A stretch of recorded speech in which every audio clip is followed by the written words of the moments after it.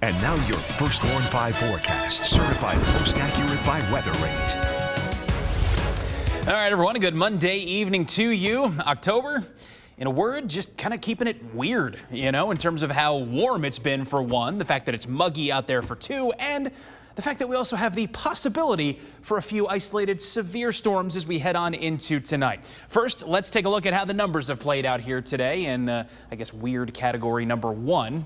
And 2, if you count the high temperatures and low temperatures separately. 68 was the morning low this morning, and as you can see, that's 25 degrees above our normal low temperature that should be around 43 degrees. And our high temperature this afternoon, kind of taking a similar page out there. Almost 20 degrees above average, making it to 82 in the Tri-Cities today compared to the average high of 63. That 82, though, impressive as it was, not quite good enough to even tie the record. That was 85 set back in 1928. 7:46 our sunrise and our sunset. 6:59 p.m. We will not have a post 7 p.m. sunrise, unfortunately, until all the way out on March 13th. As for the sunny conditions out there, though, at least we get to enjoy the sunset out here this evening. Live look over downtown Saginaw, where we're getting a nice clearing wedge of air coming in across a good chunk of the region. 78 your current temperature, and I can't believe I'm talking about this in October. There's a discernible heat index out there tonight. It's not dramatic, but that dew point, that muggy dew point of 63, is making our 78 feel more like 80 degrees. Not dramatic, I know, but notable, given that it's October 11th. South-southeast wind also coming in at 9 miles per hour.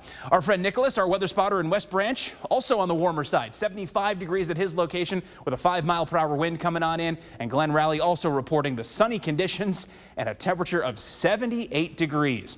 First Warn 5 pinpoint Doppler radar you see here live from MBS. Mid-Michigan itself is dry across the area here tonight. There were a couple of scattered storms that briefly flared up to our west on the other side of Houghton Lake there, but those have since moved to the north and weakened. But don't count things out quite yet here. We still have a long way to go. Area of low pressure rotating its way out of parts of Missouri and into Illinois here tonight. This line of showers and thunderstorms is mostly going to set its sights on the west side of the state to the first part of this evening, before then gradually spilling over into mid-Michigan skies, predominantly after midnight. And while it's not expected to be a widespread problem by any stretch, not only will the storms produce some heavy downpours, gusty winds, but some of the storms may rise to severe levels and potentially produce damaging winds overnight. So hour-by-hour forecast, we go from 8 o'clock to midnight. Not a lot of change from where we are right now, except to eventually see that wedge of clearing filter back in with cloudy skies as we head toward midnight. Then after that, during the overnight period, we'll have intermittent bouts of moderate to heavy downpours with these passing showers and some embedded stronger thunderstorms.